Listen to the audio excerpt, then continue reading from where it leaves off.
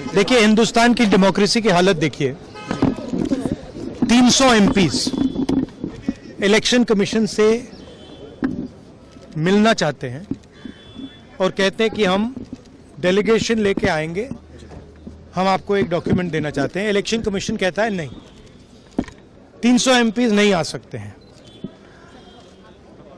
तो यही हालत है, क्योंकि डरते हैं। 300 एमपीज आ गए और वहाँ पे सच्चाई निकल आई और हमने उनको थोड़ा जो उनके काम की सच्चाई है दिखा दी। That is why.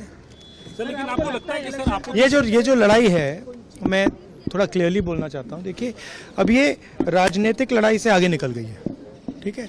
अब ये देश की जो आत्मा है, स्पिरिचुअल देश का जो आत्मा है, उसके लिए लड़ाई हो रही है। कॉन्स्टिट्यूशन की लड़ाई है।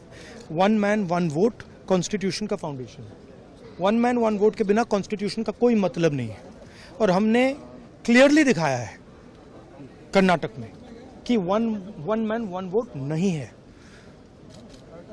Multiple man multiple vote, 1 man multiple vote, सारा कुछ चल रहा है, ठीक है।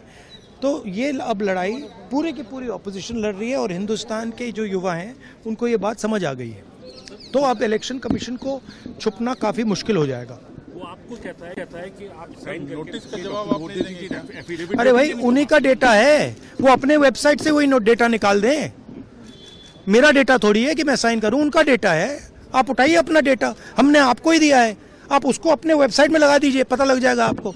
मतलब डिस्ट्रैक्ट करने का काम है, ठीक है। और एक और बात, आप ये मत सोचिए कि सिर्फ बेंगलोर में हुआ है। ये देश में अलग अलग कंस्टिट्यूएंसीज में हुआ है और इलेक्शन कमीशन जानता है। इलेक्शन कमीशन जानता है कि वो उसका जो डेटा है वो फटेगा। जो उसको अभी वो कंट्रोल करने की कोशिश कर रहा है, छुपाने की कोशिश कर रहा है, उसको हम निकाल देंगे, ठीक है। और वो फटेगा, वो जानता है। Thank you.